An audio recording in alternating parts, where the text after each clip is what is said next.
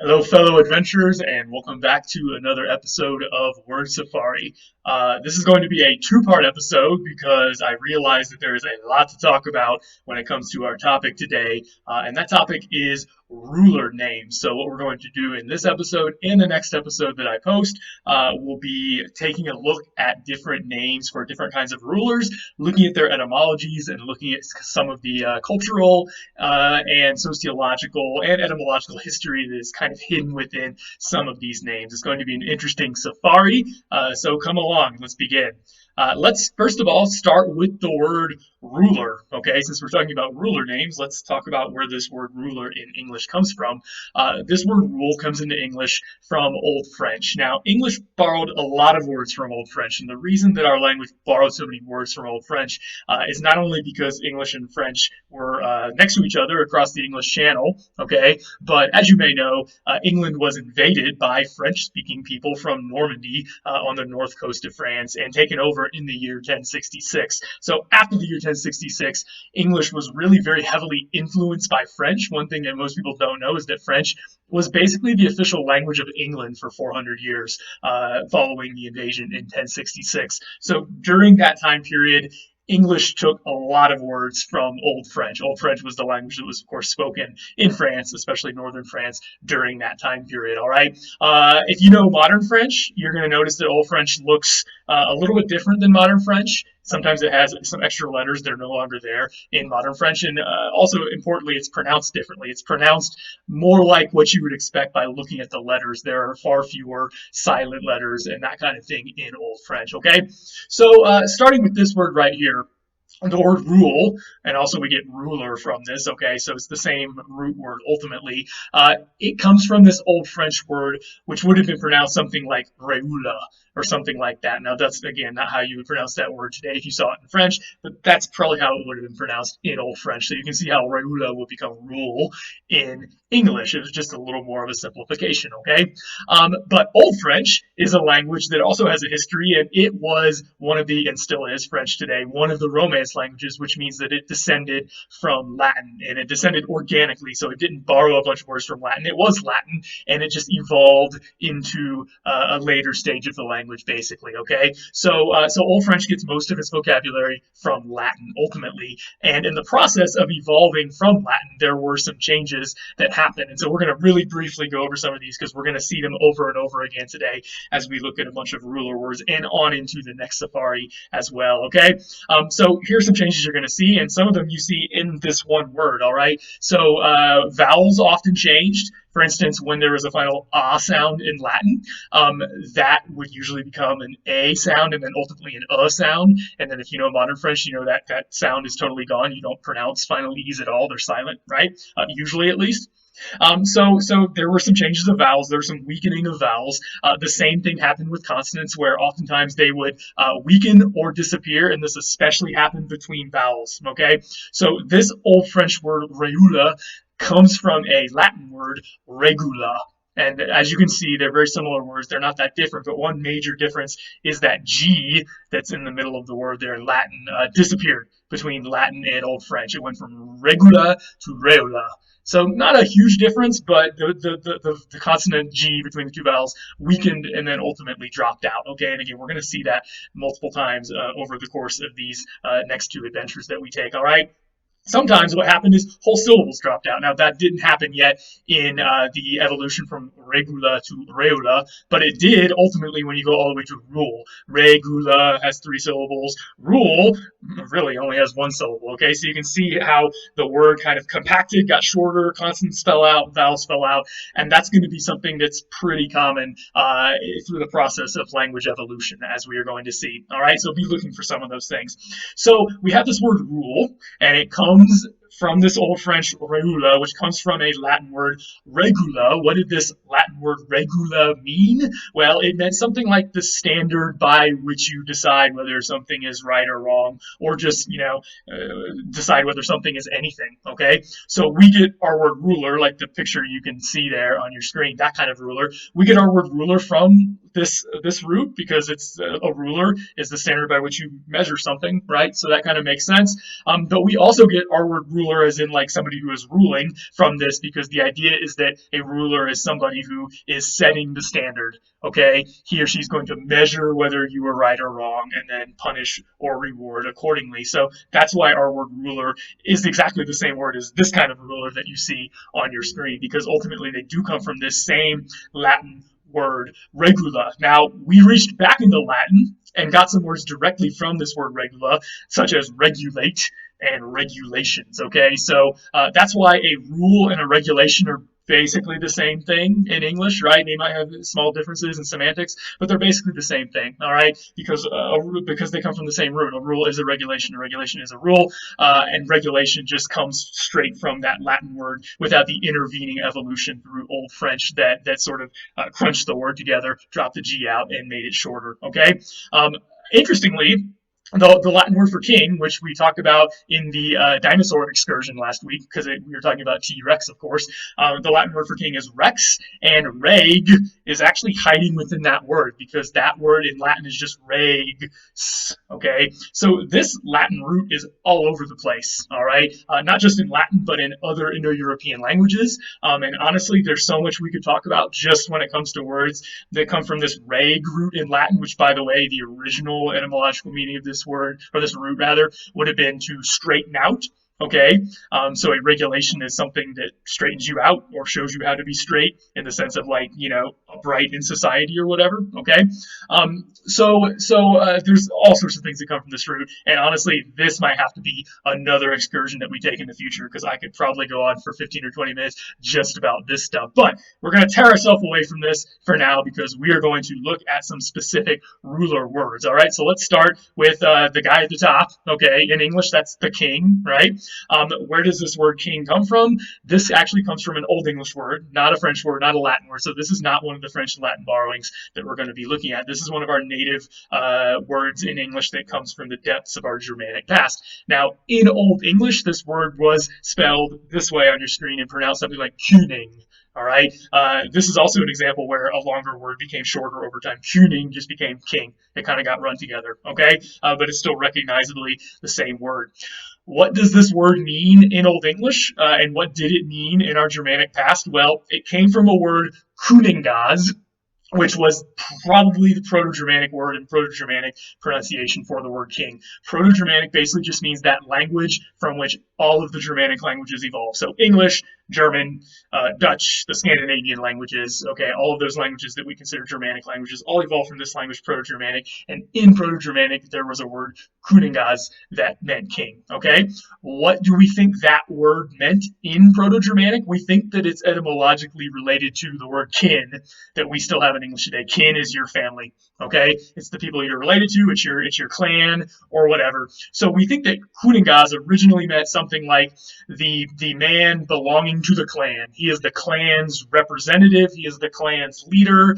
He fights for the clan in war and in peace and everywhere else, okay? So the word king probably is related to our word kin because he is the representative of the kin, of the clan, and that's essentially what that word means. Okay, so that's king. Let's talk about the person who normally we mention along with the king. That's the queen, right?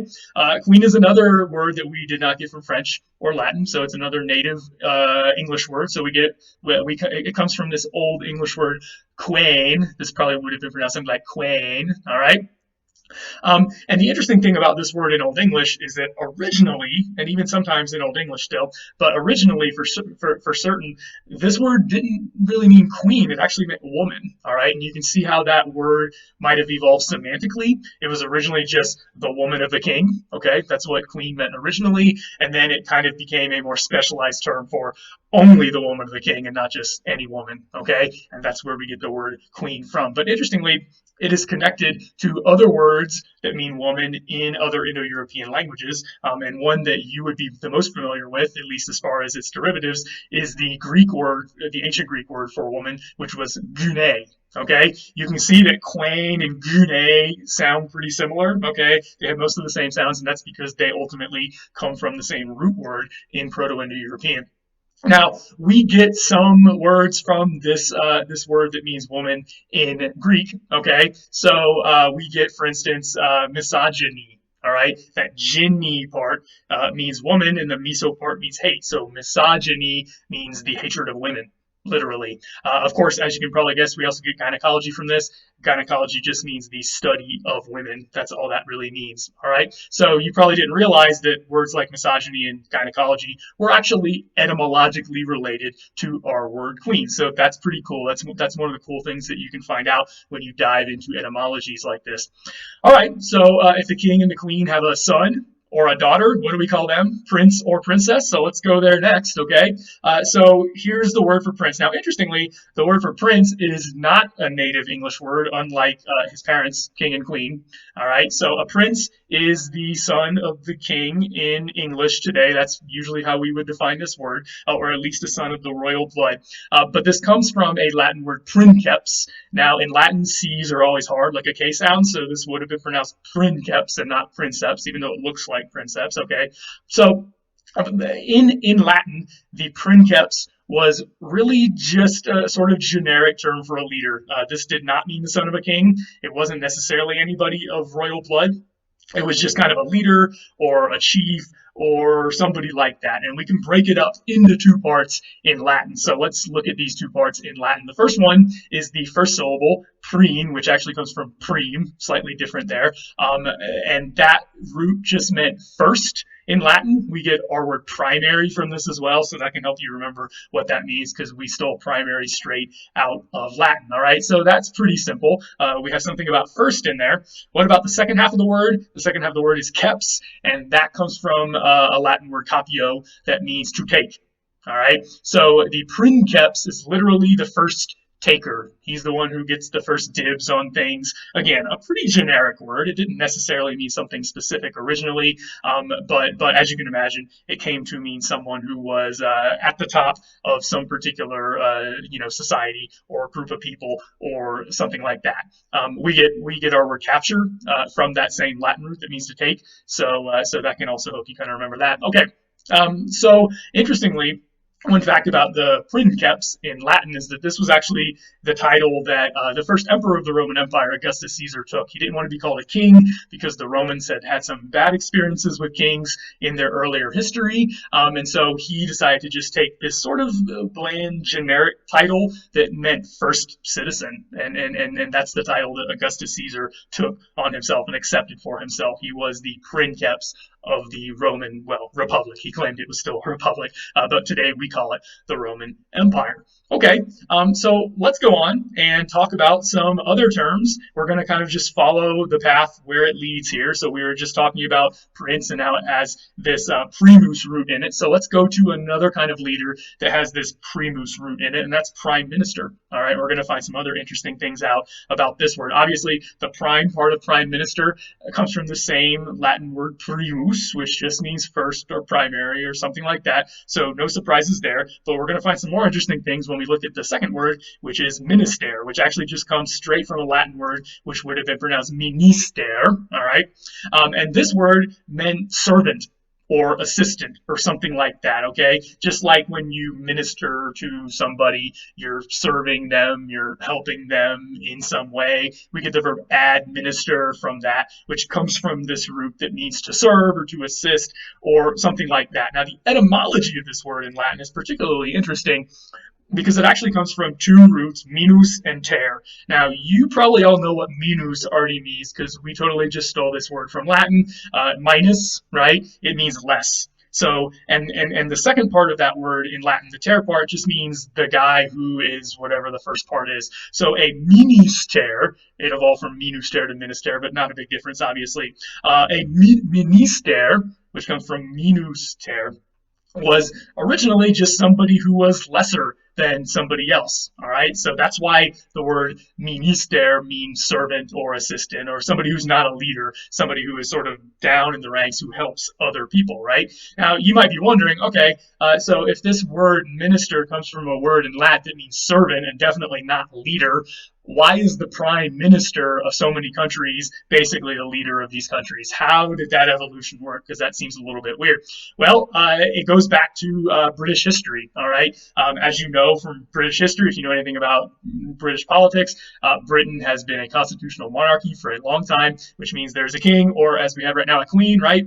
And as time went on, that king and queen started to need some help to deal with the Parliament, deal with the House of Lords and the House of Commons, even though originally the king and queen had a lot more power than they do today. So the king or the queen, whoever was ruling, would have somebody who would help them, who would sort of be their representative to the Parliament and kind of their go-between, and that person ultimately came to be called the king or the queen's main servant, aka prime minister. All right, so that's why prime minister means servant, because originally it was the prime servant, helper, assistant of the monarch, who would go to Parliament and sort of act as a go-between. And it wasn't until really, around 200 years ago when the office of Prime Minister started to really develop in the way that we think of it today, where it really was somebody who really had the power in government. All right.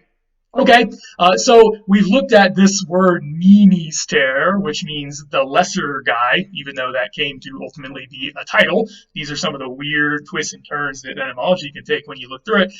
Let's look at the other side of that coin. What's the opposite of a minuster? If you know what the word for more would have been in Latin, you may already guess that it's magister, because magus is the Latin word for more. So a minuster is some kind of servant or assistant, and a magister is some kind of leader or teacher or sometimes even ruler. But honestly, a lot of times in Latin, this word magister, which is how it would have been pronounced, is some kind of teacher or leader of a particular environment, but not necessarily like a king or a ruler, okay? But it comes from this word magister. Now, remember we were just talking about the evolution from Latin to French and how sometimes consonants would fall out. So magister evolved into Old French maestra. You can see how that G just kind of fell out, just like we saw with the regular word that we looked at the beginning of this excursion. Okay, so Old French maestra is from this Latin word magister, and then we borrowed our English word master from that Old French maestra. All right.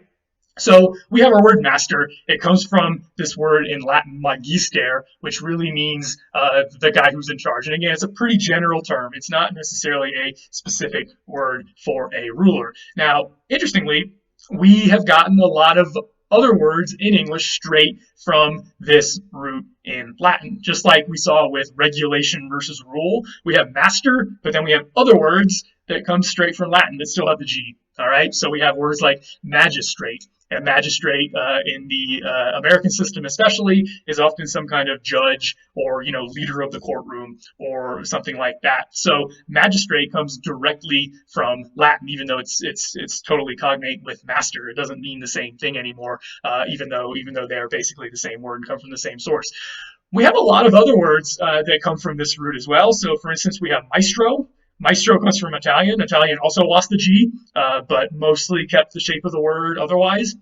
So maestro comes from this root and its natural development from Latin into Italian. We borrowed that word into English, and that word means something like the master of your craft or your art. If you're a maestro at playing the violin or something like that, that's what it means. All right, you're the chief person in the room when it comes to that particular skill or craft. But honestly, we get a lot of other things from this too. One thing you may not have considered, and I think it's something that a lot of people have forgotten, even though the etymology is right there when you look at it, is that our honorifics that we customarily put in front of people's names come from this word master. So our word mister is just a weakened form of master. I mean, you change one vowel and there you go. It's still the same word, right? The feminine versions of this, whether it's miss, Mrs., Ms., whatever you want to say, also all come from this, and so does mistress. Now, interestingly, of course, mistress was the original feminine form of master, and then it kind of went its own way semantically. So normally you don't go around calling women mistress as an honorific anymore. Again, one of the interesting things that can happen when you just let language evolve in the wild. But if you call somebody Mr., if you call somebody Ms., Miss, Mrs., whatever, all of those words originally come from this root magister, which again means somebody who is more than somebody else, basically. And the reason that this would have come about, especially in the Middle Ages, is because, of course, you would just be trying to honor people and respect them, and it would be better to say they were more than what they really were than less than what they really were. So it's not implied that everybody is a master of something when you call somebody Mister or Mrs. or whatever, right? It's just an honorific. That's kind of the way society worked, especially in the Middle Ages. Now, there are other connections. I mean, we could actually go on for a while on this word, but let's look at a couple going back to Latin. Words that you may know about, whether you know Latin or not, because we get other derivatives into English from Latin, from these specific Latin words. So this root mag means something like more, okay? Again, magis means more in Latin. So the adjective magnus in Latin means great or big or something like that. And we get a lot of words in English like magnificence from this word magnus. Magnify means to make bigger, right? What else? We get all of our maxim words. Maximus was a Latin word that meant the biggest, the best. And if you break that down, I respelled it for you there. It's actually maximus. The G and the S kind of form an X there in the middle. So you can see that mag root when I pull it out like that. And simus was a Latin ending that just meant a superlative adjective, the most something. So maximus meant the most big, which means the greatest, the biggest, the maximal. So of course we get a lot of words in English like maximum and things like that from that particular form of this mag root that is ultimately etymologically connected to the word master. One more little note, if you know any Romance languages or know anything about any of the Romance languages, this word might look familiar to you even if you don't know any Latin, and that is because the word for more in a lot of the Romish languages still stems from this Latin word magus. So for instance, if you know any Spanish at all, or honestly if you've ever just seen a Taco Bell commercial, you probably know that the word mas in Spanish means more. And you guessed it, that word mas in Spanish comes directly from this word magus in Latin. So a master, the mas in master and the mas in Spanish that mean more are literally the same word, and they both come from this same word all the way back in Latin 2,000 years ago. Again, one of the cool things that you can find out by doing one of these etymological journeys. Let's look at one more generic term for a leader before we sort of take a break at halftime here and come back with another excursion, because again, there's a lot to talk about, and I wanted to split it into two. In homage to all of you Halo fans, we're going to go from master to chief. Chief is another word that means some kind of leader. This word also comes from French, just like master, all right?